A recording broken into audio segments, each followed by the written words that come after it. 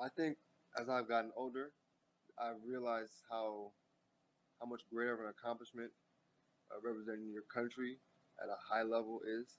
My country is a well known country. It's a really small country, well known, and it has a lot of Mhm. influence on the planet. And I think we have a lot of good basketball players that come from there. Yeah, if we had a team of all the best of us, I think we can make some noise in the world. Just to have the opportunity to be able to play for my country where I was born. If it can happen for me, it can happen for you. And to be able to show my country that, I'm worthy or whatever, it's amazing.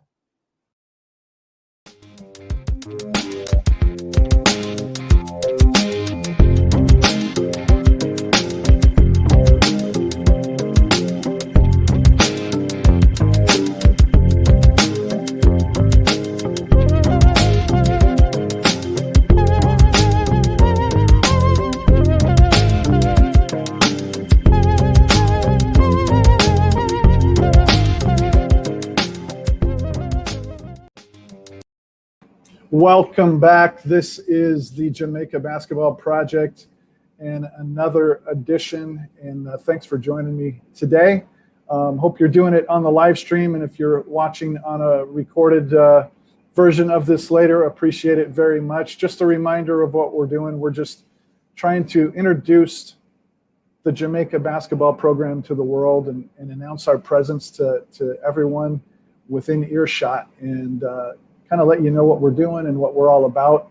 Of course, one of the things that is the focus of the Jamaica Basketball Project, which is a 501c3 organization in the U.S., is that we're looking for some funding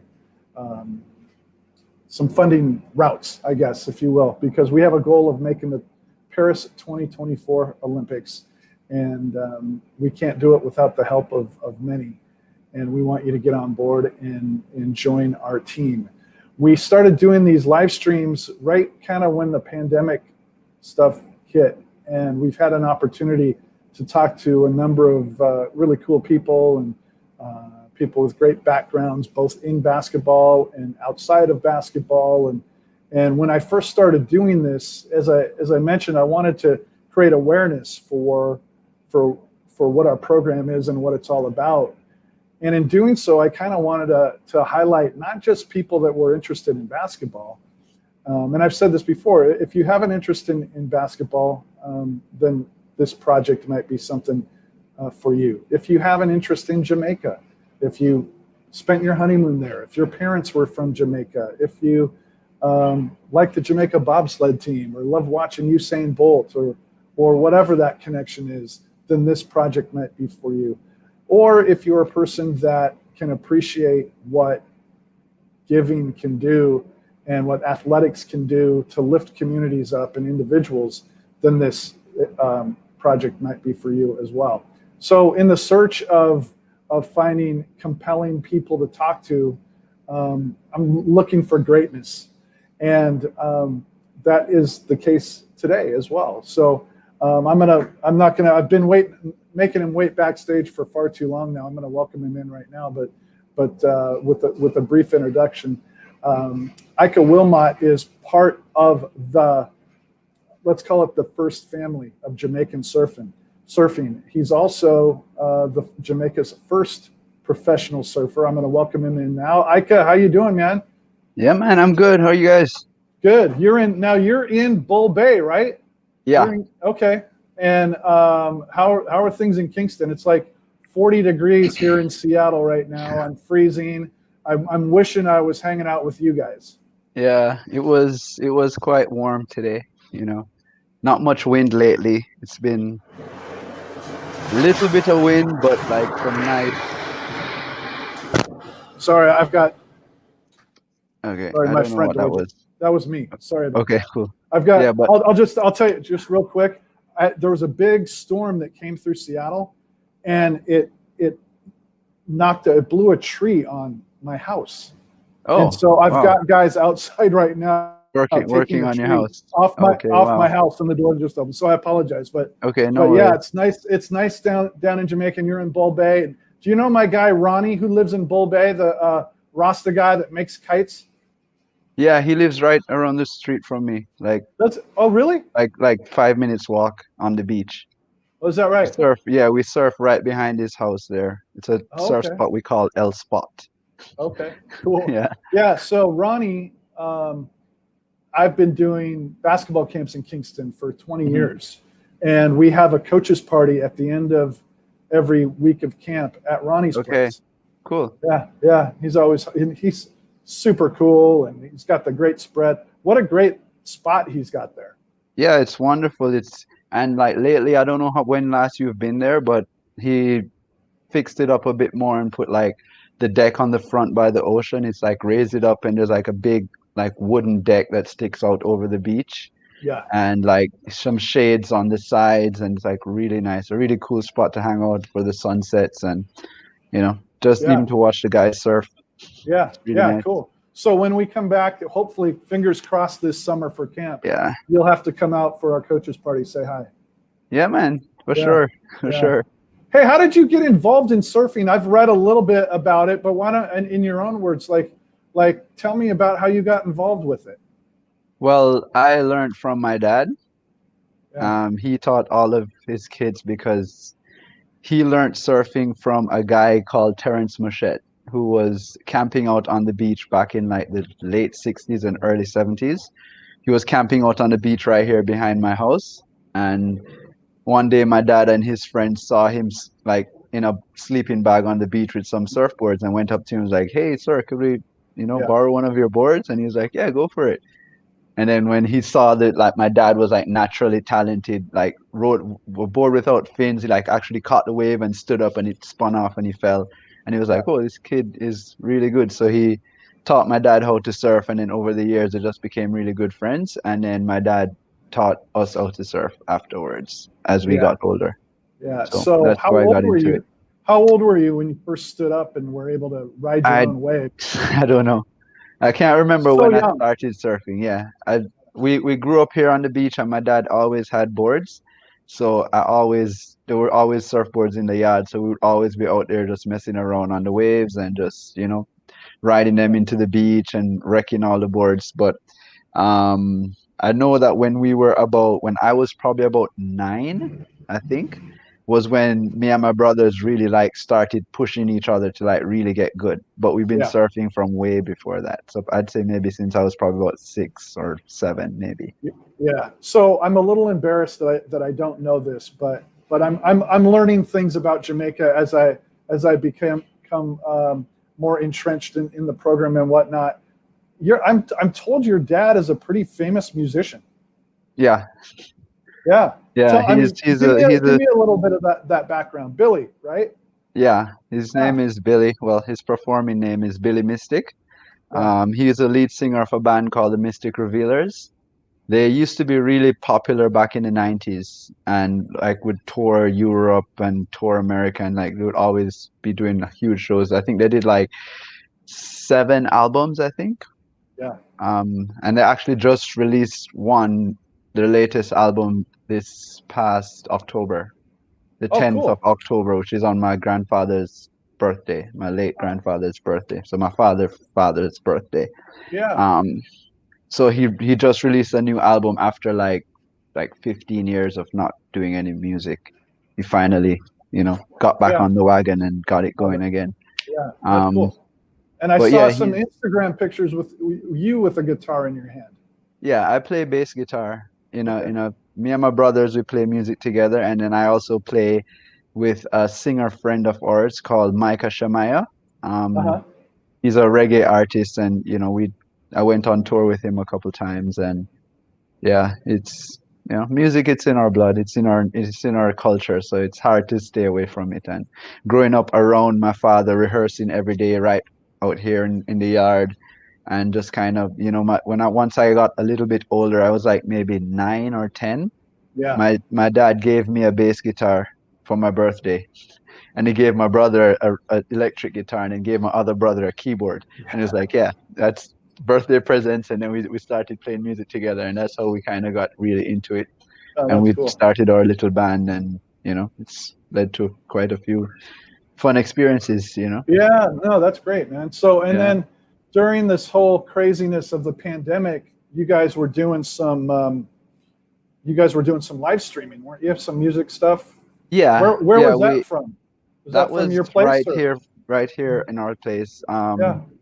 It was, well, we usually do a jam session every other Saturday night, and we had that going for like 15 years. Yeah. Started in like 2007, I think it was, something like that. Around about 2007, and it was like every other Saturday night, rain or shine, we had it, you know. Yeah. And with the whole pandemic thing, with like you can't have gatherings or anything anymore, so to keep the music going in Jamaica, we said, okay, well, let's do a live stream thing every Thursday night, and we did it for like one season, which was 3 months. Yeah. And we did that for 3 months, and then we took a break because right after that was when my father was releasing his album, so we all put our efforts into like getting that done. Yeah. And then now we're planning to start one back up, another season from I think February to April. Yeah. And then we're gonna break and then come back in the summer and do a summer season, and then break and then do a winter season, you know. So that's kind of how we're doing it. Just like 3 months and then like a month or two just to kind of recoup and just like see how it went and just, you know, work on it, and then go again for another 3 months. So yeah. Yeah, I feel terrible. I mean, this has affected people so many people in negative ways, but musicians, their livelihood nowadays, you know, because the record industry has changed so much, is touring. You know, and when you can't tour, it's so hard to get your music out. There's nothing you can do as a musician, you know, like touring is everything right nowadays, and if you can't tour, there's no income for you as a musician, unless like you're in a band that's kind of well known. Then maybe it's some like sound systems will like ask you to like do a dub plate for them, and you build a rhythm and you play a rhythm and the singer sings something, and you know, like that's kind of the only real thing going on right now, which is not that great. You know, for musicians it's really horrible, really struggling. A lot of musicians are really struggling right now. No, for sure. Yeah. So I don't know why, but I had never really thought about surfing in Jamaica. Because it makes all the sense in the world. And I was talking to a buddy of mine who lives in Hawaii, and we were talking about, you know, different people that we could get on the live stream and talk to, and he said, are there any great Jamaican surfers? Because he's kind of dialed into surfing being in Hawaii. And so I started looking it up, and you know, there is a little bit of a surf culture and in Jamaica. Mm-hmm. Talk to me about that a little bit. I mean, is it you are or were the first pro? Are there others kind of following? I was the first. I just kind of made up my mind to just do it, you know. Yeah. How does that happen? How does someone be a pro surfer? Well, first of all, you have to just. It's kind of a tricky situation, especially coming from Jamaica, where there's no real surf industry here. Right. So yeah, the surf scene here is really small, and all the waves in Jamaica are on the eastern end of the island, and all the tourism and all the development and all the focus of international eyes on Jamaica is on the northwestern side of the island, where it's nice and calm. So people would never have any clue that there's surfing waves in Jamaica, and you know, it's just because it's not seen anywhere. But when I started to get good, and you know, my dad, he started the surfing association, and we'd like go to the world championships. I'd go to the junior championships, and like I think it was in 2003 was the first year that I did really well in the junior championships, and also in the Pan American Juniors. I got like 11th. I made it to like the quarterfinals in the Pan American Juniors, and then that's when I landed my first major sponsor. I was sponsored by Reef. So yeah, and then that kind of like put me out in the public light, you know, in the industry, like, hey, this is a Jamaican guy who can surf, you know. And then after that, it was, you know, back in Jamaica and just kind of doing school and whatever. And then when I was in university, actually, was when I really decided I was gonna pursue surfing fully, Yeah. because I actually was skateboarding and I fell and I broke my femur. Oh, geez. And yeah, it was pretty horrible. I couldn't walk for like 4 or 5 months. Yeah. And then yeah, sorry. I couldn't walk for a while, and then that was when I was like, I decided like, hey, if I'm gonna be doing anything as a career, I'm gonna at least try surfing for a while, just because it's what I love doing. And then as soon as I finished, I just kind of packed my bags and I went out. And there's this big convention called the Surf Expo. It's a big expo that all the brands from all over the world go, and like it's a marketing kind of event, and they market their products and look for new athletes. And I went to that one year, and I ended up talking to a bunch of different guys, and landed a few good contacts with a few companies. And then that's when I with those contacts, and like everyone is like, yeah, Jamaica, it's a good sell. Yeah. So I was able to get some support through that to then start pursuing surfing more as a career. And then yeah, it just kind of slowly built up, and I slowly started doing a few more trips, doing more events, going on photo trips, getting a couple really good photos in a couple magazines. Um, yeah, and then slowly it just grew from there until, yeah, Yeah. Well, till it became a career. so when you're a pro surfer, I think I kind of know the answer to this, but I'm not 100% sure.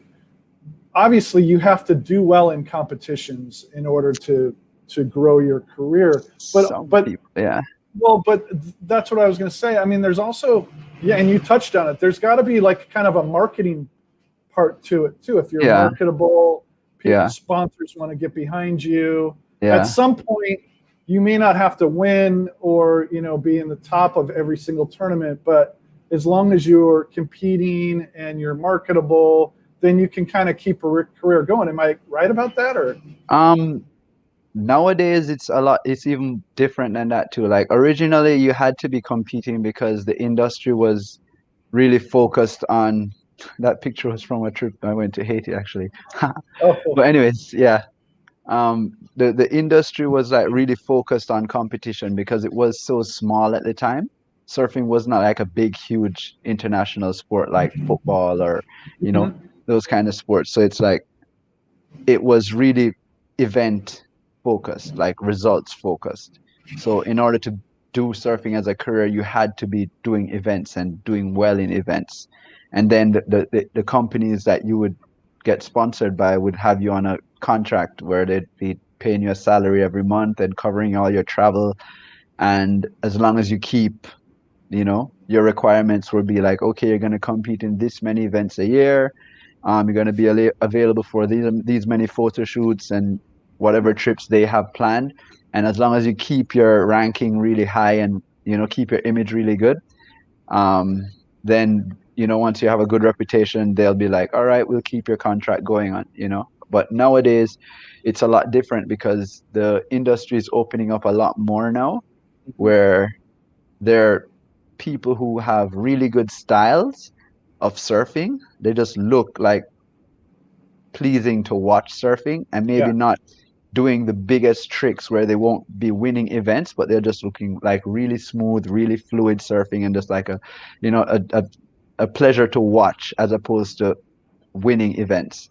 And yeah, so now with that aspect to it, a lot of companies are actually sponsoring surfers now as free surfers. So they're getting paid to just go and surf and like shoot videos and make video parts and do photo shoots to just look really cool surfing, and just kind of to reach out to the non-competitive side of the industry.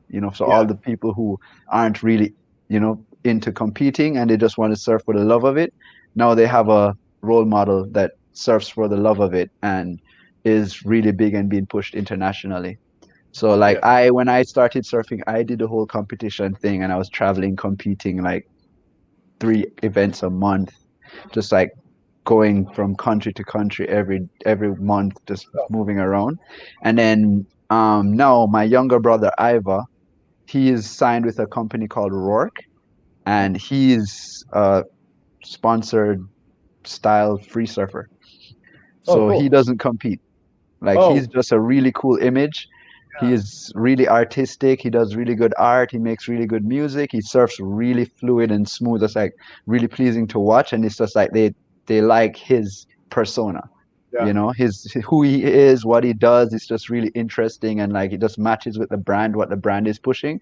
And so they're like, yeah, you don't have to do competitions. Just be you, be cool, and just keep being awesome. And we love it, and all your fans love it. So just do that. And once you're doing that, you'll attract people to our brand because we're associated with you. Yeah. And Keep being so awesome. That's a yeah, great motto, right?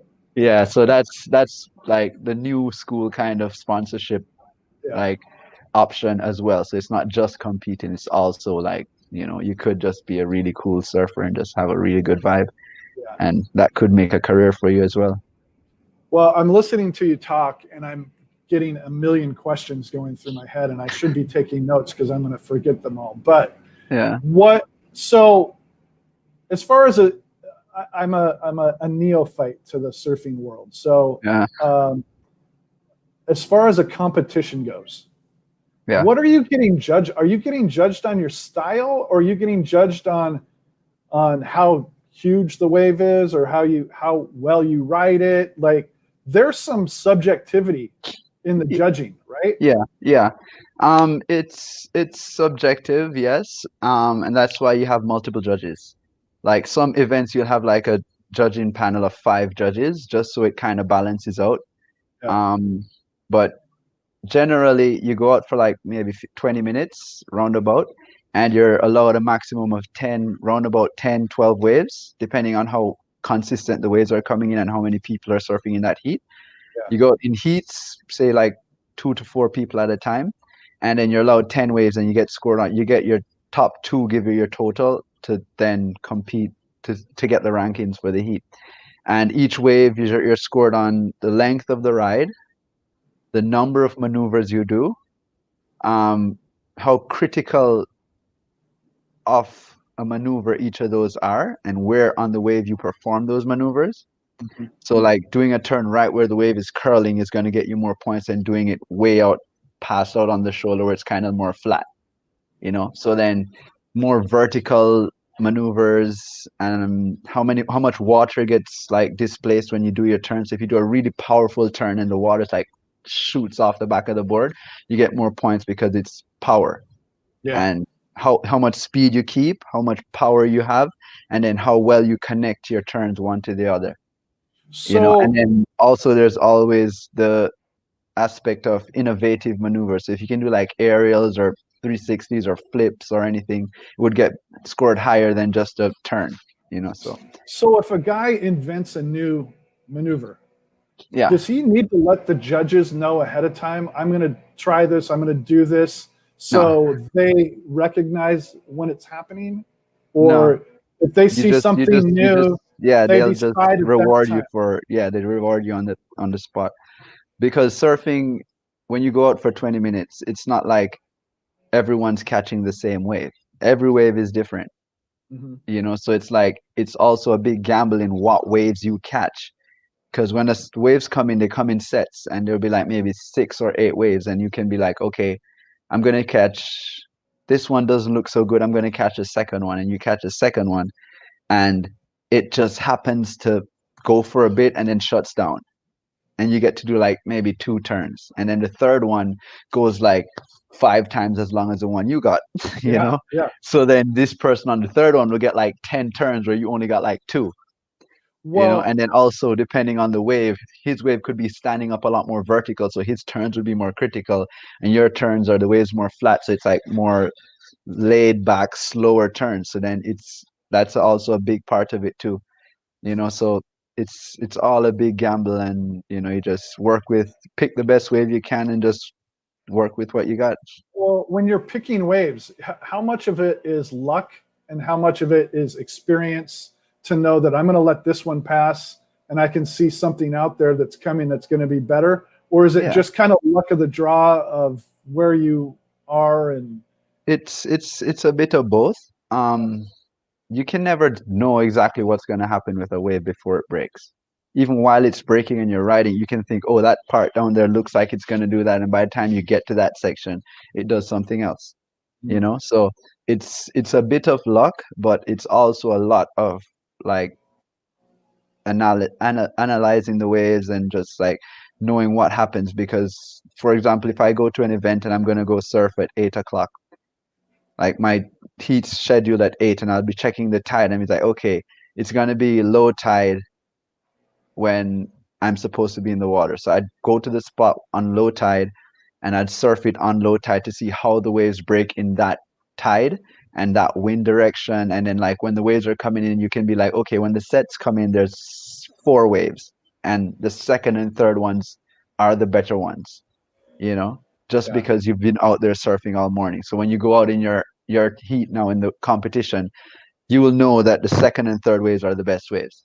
And when there's 4 people in the water, when the sets come in, everyone's going to be trying to outposition each other to be in the right spot to catch the second and third wave. So a lot of that comes into play, just like knowing what waves are going to be good and knowing where to be, how to position yourself so that when that wave does come, you're in the right spot. So you'll have the right of way to get on that wave, and everyone else has to stop and let you have that one. And you know, it's pretty tricky. It's a very unique sport in that aspect. Yeah, no, it's pretty cool. You know, I know that whenever you're competing in whatever sport it is at a high level, you are surrounded by people who are extremely competitive, right? Yep. And I can totally, in at least in my mind, I can picture the competitive nature of professional surfers. But it also is a culture that from an outsider's perspective seems really laid back. Yeah. And so I wonder what it's like when you're in the water, when you're competing, and knowing that those people are, you know, everyone's there to win. Yeah. Is it different from other sports, or is it just kind of the same? Like I'm here to beat you, and I'm going to beat you. I'm going to do what I can to take this wave from you. Yeah, it's just like that. It's just like any other sport. You're there to win, and you know, it's just a matter of when it's on, you're a competitor. Yeah. But as soon as the heat's done, you're surfers again.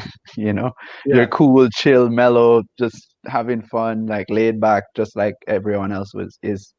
It's just that when you're in the water, you could be best friends before the event starts. And once you paddle out and that horn blows and it's like, it's on, you need to catch the best 2 waves out of the 4 guys that are out there. You're going to do your best to catch those best 2 waves. And everyone knows that's what happens. So even best friends will be like intense competitors, even against each other, you know? And are there ever any dirty tricks?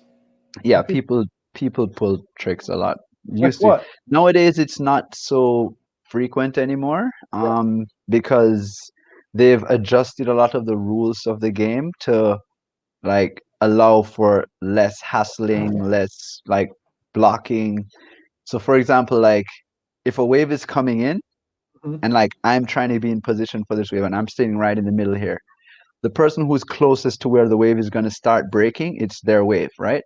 So what people would normally do is they'd team up on someone. An unspoken rule. It's their yeah, wave, no, right? that's how it is. Yeah. Whoever's closest to the wave, where the wave is breaking, it's their wave. That's unspoken rule. That's how it was forever. But then it's also like written rules in competition, right? Oh, okay. Because they had to make sure everyone just doesn't like go and crash into each other. So you would go out and you'd be sitting in position, and then like you're sitting here and a wave is coming in, and say for example the wave breaks in both directions, which we call left and right. So when you'd be right in the middle, so you can go either way. But then you'd have 2 guys that sit on either side of you, even though you're in the middle. So if you're going to go in one direction, the one on the other side would go behind you, and then you have to back out. And then if you go in the other direction, the one on that other side goes behind you and you back out. And you know, so people do things like that. Like if I was going out in a heat with someone I know, I would just be like, hey, that guy is they'd be like, that guy is the dangerous guy, let's block him off all the waves, and then he'll go out and he could be the best surfer and not catch any waves. Yeah. just because the two other guys were like blocking him the whole time. Yeah. You know? Did you love it from the beginning, or did you learn to love it? Surfing? Yeah. It's a very unique sport, and the feeling of surfing is unlike anything else. Like just But standing did up on that a hit wave, you right away? it hits you right away. Trust me. I teach people to surf, and every time someone gets a wave and they stand up on that wave, and it's like, wow, they love it, you know, and it's like everyone says it's like flying, you know, it's like no one can explain what it feels like, you know. Their best the best thing they can do is saying like, yeah, it's just like you're flying. And when you're on the board and the board's like it's gliding over the water, it's just a unique feeling that most people don't really know how to even express properly. So yeah, it's nice. And as I said, it's something that if you love it, you know it right away. And then the feeling is pretty cool that even if you're not like really, really hooked and want to do it forever, you're really still gonna enjoy doing it. It's just that, you know, you might be like, oh yeah, you know, it's a little bit too physical for me, you know, Yeah. but if you still do really enjoy it. It's a And lifetime sport, right? You yeah, can pretty much do it forever to some level. yeah, you can surf forever until you can't, you know, move Yeah. basically. Like my grandfather, my late grandfather, his first time surfing, he was like 93. His first time. Yeah. He Oh didn't my. stand up. We brought him out, you know, we brought him out, put him on a big, huge board, and he was like riding it on his belly with his arms like this, and it's like leaning side to side and riding the wave in on his stomach. You Yeah. know, he was like, that was his first time surfing. Yeah. Yeah. That's awesome. Well, so what is surfing like in Jamaica compared to, I guess let's just start with other places in the Caribbean. What the waves, and I don't mean the people or the culture so much, but the what's available to you as a surfer in Jamaica. Do you have good waves? Are there good beaches? There's the whole Caribbean has really good waves, really good beaches, really good quality waves. Um, world-class waves throughout the whole Caribbean. Not many people know that and realize that, but it is amazing. There's some islands here that are like people don't know, but like a lot of like big international surf magazines and videos and video parts and stuff that people are like raving over have been shot in the Caribbean. It's Yeah. just that they don't mention that, you know, they put some random name, you know, like, Yeah. you know, and you'll see a picture of this perfect wave and someone surfing it, and it's like, oh yeah, this is on Pirates Island.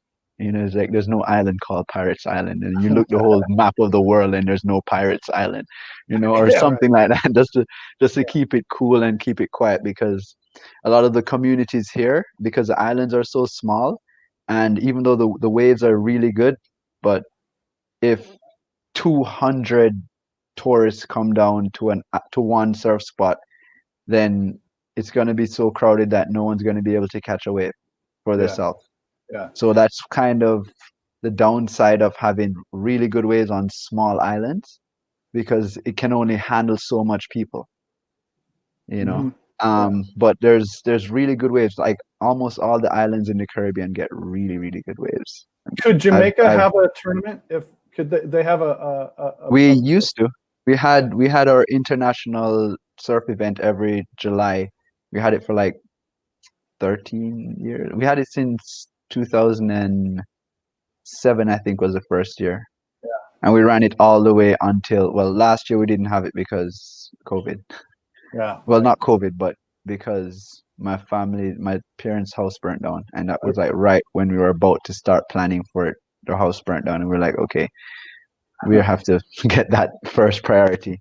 And Right. then this year, because of, well, no, I mean, previous year was because of house burn. And then this past summer was because of COVID. We couldn't have it. So we haven't had it for 2 years. But Yeah. it was running. We had it for like 14 years consecutively. And yeah, it's cool to just, you know, see that there are really good waves in the Caribbean. A lot of islands that people don't even know have waves are actually really, really good. And it's just the industry in the Caribbean hasn't grown enough yet. Like there's not enough equipment available. There's no shops that sell anything relating to surfing. If you have a board and it gets damaged and you need to fix it, you can't fix it because there's nothing to fix it on the island. And if you're surfing and your fin breaks off and you need a new fin, you can't get a fin. You have to like wait till someone flies to the States or order it online and ship it in. And that has been the big issue in most of the smaller islands. It's the availability of equipment, not necessarily the wave quality, because there's really good waves everywhere. Well, you said this one was in Haiti. Is this a competition, or was this just that was a photo shoot? I went with a photographer called John Callahan. He lives in Singapore, I think. No. But yeah, he's like a world-renowned photographer, and a friend of mine from Barbados named Zed Layson. He was talking with the crew and they were like, hey, let's do a Caribbean trip, and they wanted to explore Haiti because it's always such bad light on Haiti in the world, so they're like, let's go down there and surf because we know there are good waves. And he had a friend over there that always was inviting him to come over, so we went over there. We did 2 years actually. First year we did was we got there the day, like maybe a week or so after the big earthquake wrecked the island, or something like that. 2010. Yeah. No, the first time was before that, actually. Okay. The first time was before the earthquake, and then the second time was after. And yeah, but the first time it was really cool. We went to the first trip we went to the north coast of the island to what's the name of that place? Cap I don't Haitian. remember. Yeah, Cap Haitian. Yeah. Oh, Haiti. Well, I do basketball camps in Haiti. Okay, cool. So yeah, we surfed in Cap Haitian. Yeah, it's lovely. We stayed at this hotel place on the north coast called Cormier Plage. Mm-hmm. I just remember the name of that. It was like a hotel like out in the middle of nowhere. They say a lot of like UN workers stay there. Okay. So we were like, it was like right on the beach, and we just walked to the beach and surf a bunch of different spots, and we got a boat to carry us and surf a bunch of different places too. And then the second trip was after the earthquake. And that trip we went on the south coast to Jacmel. Mm-hmm. And then we stayed in Jacmel and surfed in that area the whole time, and it was really, really good. Really waves on both north and south coast. It's amazing spots there, and it's really nice to see the culture. And once you get out of the town and get like on the north and south coast, it's really lovely. Like countryside, really cool people, no hustle from not like traffic or nothing. It's just like really mellow, really laid back, and wonderful place. Yeah, I mean, Port-au-Prince is a pretty crazy place for sure. But you're right. Once you get outside there, we do our camps in Léogâne, which is, I don't know, it's like, I don't know, 13 miles outside of Port-au-Prince, but it takes us like 2 hours to get there. Yeah, because the roads are traffic, and then the roads are like windy and crazy. But our camp, we do it just this outdoor court downtown Léogâne, but about a quarter mile down the road, they had to bury in a mass grave like 25,000 people from the earthquake. Wow. It's devastating. And what it was incredible what those people endured, and what they continue to endure to kind of try to rebuild what's going on there. But it's a cool place and great people, and that, like especially when you're able to get away a little bit outside and actually meet people. Where's this one from?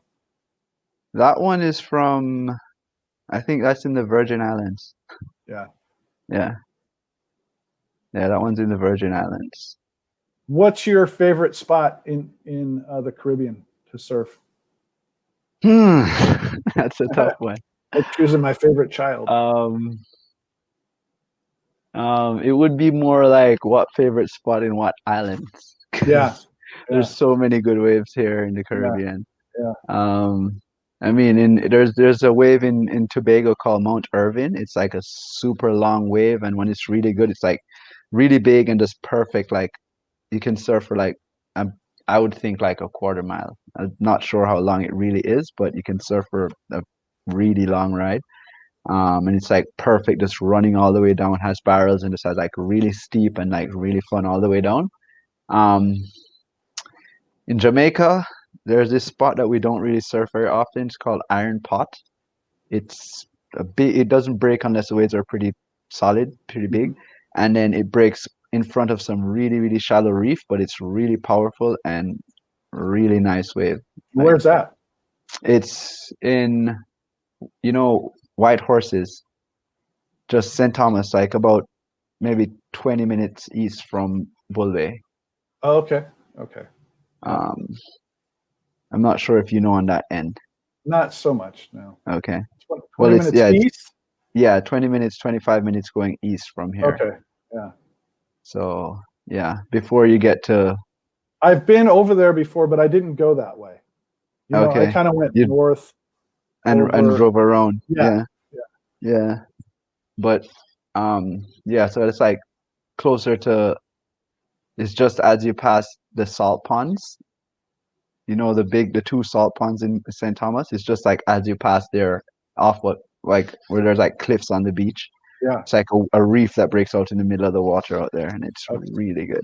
Oh, that's cool. So here's my geeky question for you now. Like, so I've snorkeled a few times in Jamaica. I've scuba dived, and the entire time I'm looking for sharks.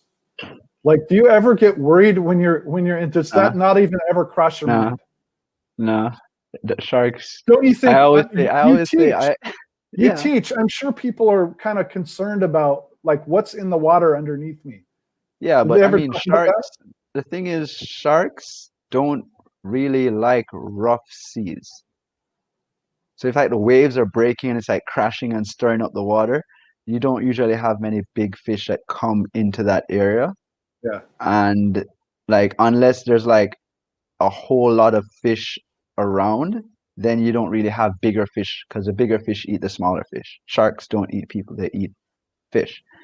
So generally, unless if there's like a big huge school of fish like jumping everywhere, then you'd be like, okay, there's some bigger fish here trying to eat these smaller fish.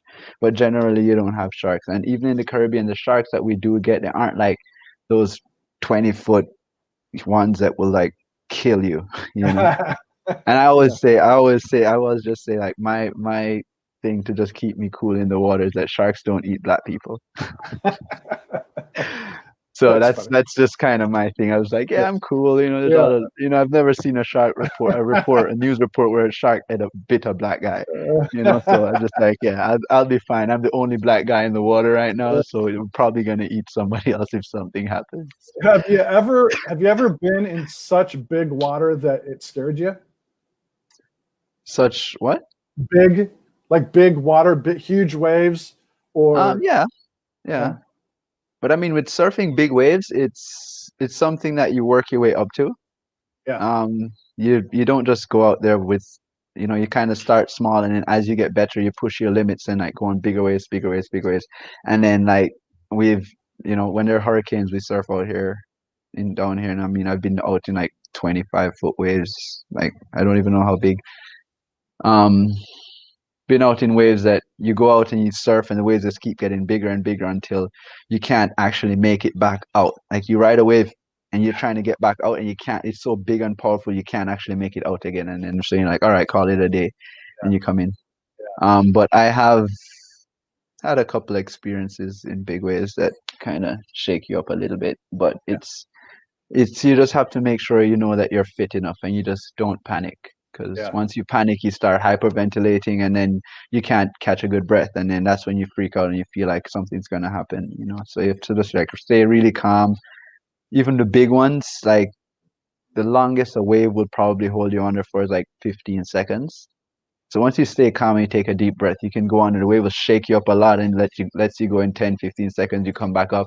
Another one, you take another deep breath and go down. It's the same thing. But if you're panicking and hyperventilating too much, you can't hold your breath for 5 seconds. So 15 seconds underwater, you'll definitely swallow water and feel like you're gonna drown. Yeah. So yeah, it's just just work your way up to it, but know your limits. Don't go out if you have any doubt. What about basketball? Did you ever dip your toe in the sport of basketball, or did you follow it at all? Or I don't really follow basketball. when I was growing up, like in our area here, we played football. I mean, Yeah. what you guys call soccer, Yeah. and cricket was big back in the days in Jamaica. It still is a thing, but not as popular now as it used to be. So I mean, that was what we did. Mm. But then the thing is, me and my brothers, we started surfing when we were pretty young. And once you start surfing, everything else gets boring. So we kind of just started All right. surfing and just stopped doing every other sport. But I mean, like I have played basketball a few times, but it's not like something I do.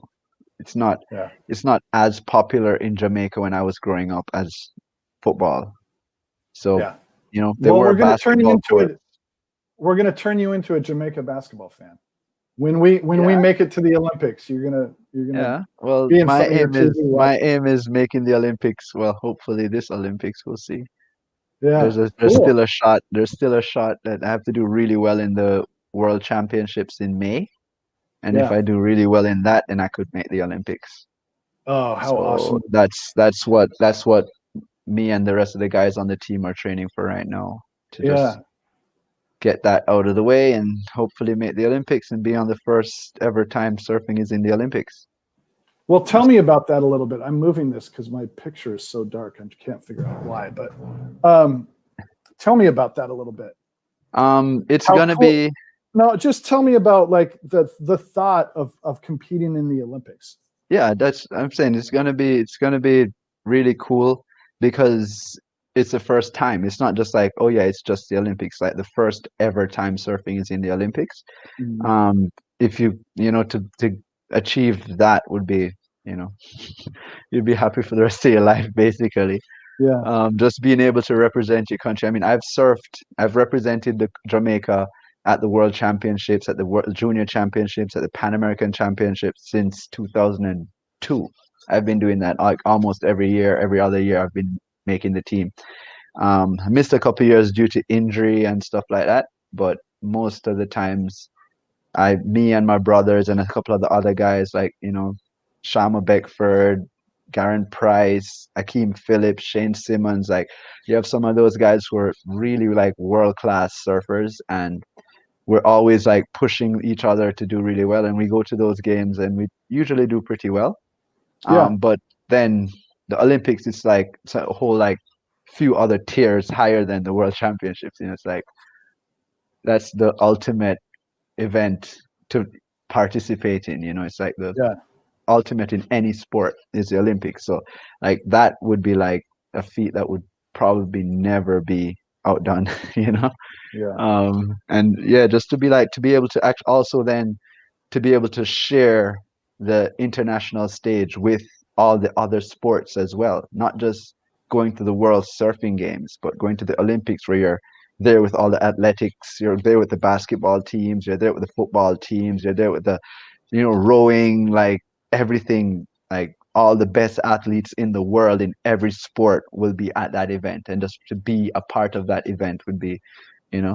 there's yeah, it's really hard to even think of a word to, sum up the level of like excitement and honor that would kind of entail.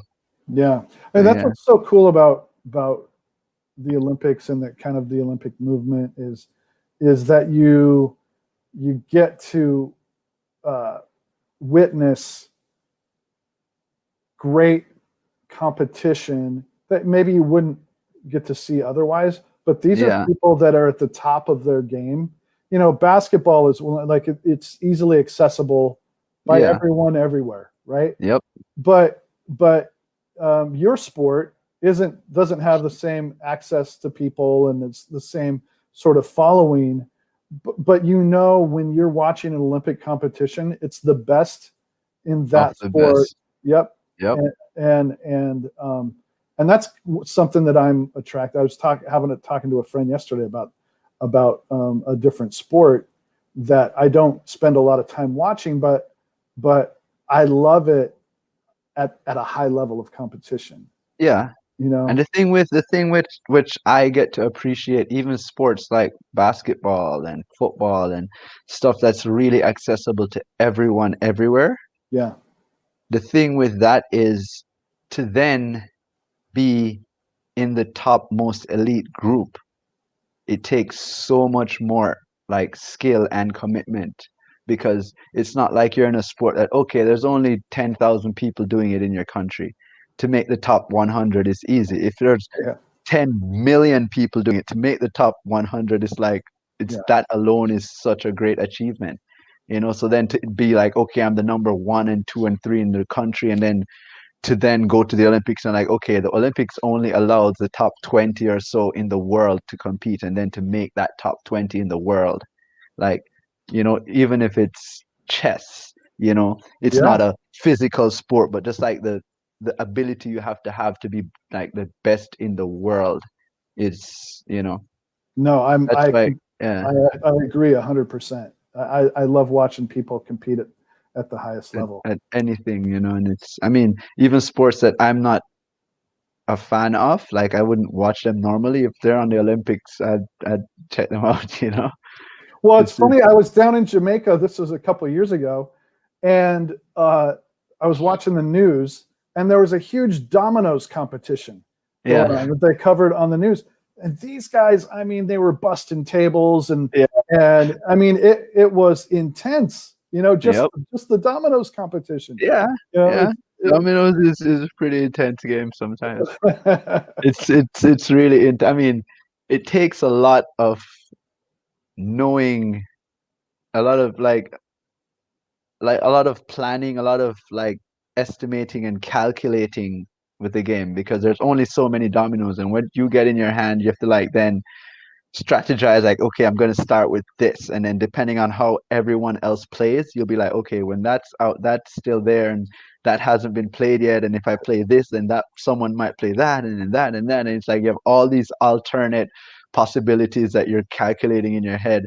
So when it all comes together and you're like, okay, you play this, and then the guy plays what you're expecting him to play, and it's like, yes, bam, and you're like, it just gets so intense, and people like stand up and just like start slamming the cards on the table, and it's like, bam, Yeah. bam, and yeah, it's really intense, Yeah, and but it's a thing there, like if you don't know the game, you'll just see them playing the cards, and it's like, yeah, like it's easy, you're just matching numbers, but it's so much more than just that, yeah.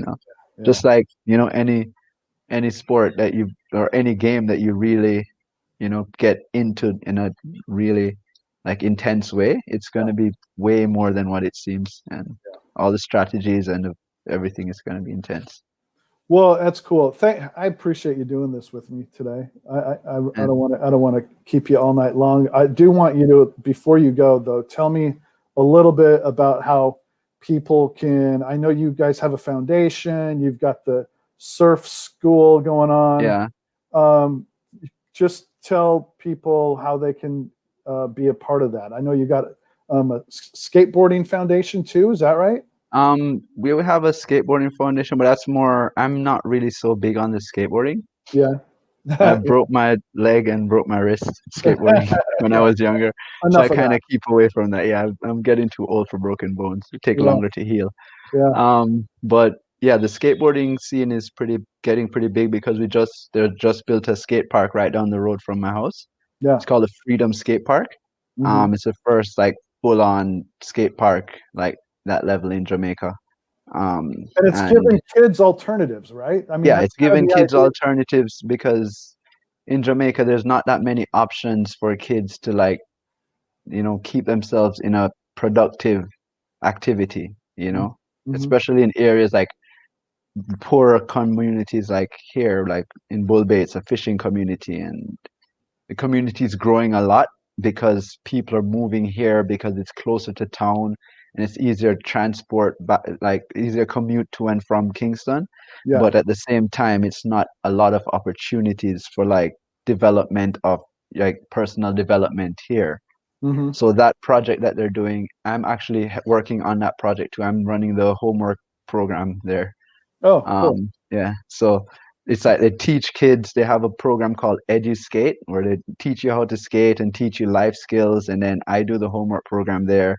And it's like some of the younger kids who, once they get better, they'll employ them as instructors to teach the next generation of skateboarders who are then coming up, and so like passing on the knowledge and allowing opportunities for kids to kind of just get their footing in something productive, and keep their minds in something positive. And it's the same thing we do with surfing. We teach the kids how to surf, just get them off the streets, get them focused on something that can possibly open up new doors to their future, and yeah. And what about Jamnesia? Jamnesia, it's my family run. We run a surf camp here. Yeah. We have rooms, people come and stay with us. We do tours, we do a surf school. I kind of run the surf school part of it. Yeah. And it's our family thing. We've been doing it for years. My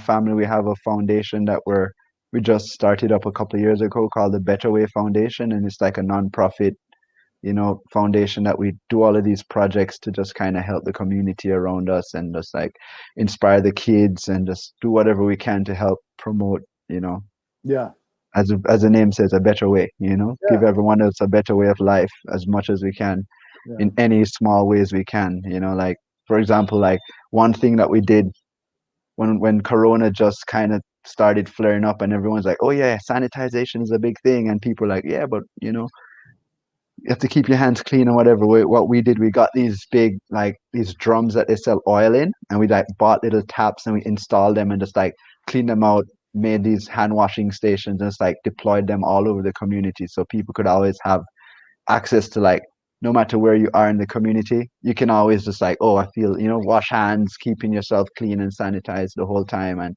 a bunch of other different things, and just to kind of just, promote a good way of life, and it's what we do. And you cool, good. I'm moving around here because not seeing you very well. Yeah, I'm turning my lights on. I don't know. I know. I'm turning my lights on. Sorry.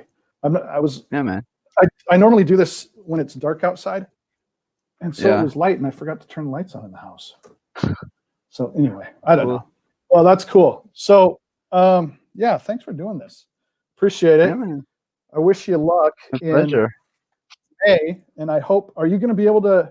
Are you guys doing it no matter what, the competition in May, or is that still kind of COVID contingent? That's the event itself was supposed to actually be last year because the Olympics was supposed to be last year. Yeah. And that got postponed because of COVID. Right. And it's going to be in this year, which it's all depending on how the situation is. But as of right now, they're planning everything's a go right now. They're going to just be go until if it can happen, it happens. If not, then they'll call it. But yeah, and then they'll probably postpone it till the following year or whatever, or the next available time to actually do it. So yeah, it's we're working on it and training and just keeping good spirits and just keeping positive about everything, because that's what you got to do. Go out there and do your best. Just make sure you are at your best so that when the opportunity arises, you can. It won't be that you aren't physically at your best. It's like, I'm at my best, and if something goes wrong, it's something unexpected. Which it's out of your hands. In surfing, the only part with surfing, because you could be physically like performing the best you can, but then, as I said, you catch the second wave, and the third wave was the best one. So you'll do your best and you'd ride that wave to your best ability, and you're like, okay, you get a 7 out of 10, but then the next wave behind it was so much better of a wave that the guy rides it the same kind of way you ride it, but because it was a better wave, he's gonna get an 8. And then in those cases, you're just like, you go out there, you do your best, and wait to see how it all comes down. No regrets. Well, hey man, I appreciate it. Let's stay in touch. Man. We'll next time we have a party over at Ronnie's, I'll make sure you know about it. Yeah, man, for sure. If you play the music loud enough, we'll hear it from here, and we'll just walk around. I know you will. Cool. Hey, good luck. Yeah, man. All right, thank you, man. Yeah, talk to you later. All right, nice talking to you. Yeah. All right, bye. Yeah. All right, that's Icah Wilmot. Yeah, I don't know, man. This thing is dark. I don't know how to make it lighter. I'm just doing my best. Anyway, thanks for jumping on, Icah. Thanks for jumping on, and we'll do it again soon. and I will have the lighting situation figured out by then. Keep your eyes on Nick Richards up in Charlotte. Romaro Gill is starting in the G League bubble here very shortly. Of course, Kofi Coburn is playing at University of Illinois. Jordan Killier is at University of Utah. Warren Williams is playing for the Jaspers in Manhattan and playing pretty well and averaging double-figure rebounds and close to that in points per game. I think they're about 9 games into the season. And, of course, lots of guys overseas playing, and we keep our tabs on them. But, yeah, we'll just keep on keeping on as we are moving forward as we push for Paris 2024. Thanks for hooking up with us today, and we'll do it next time. Later.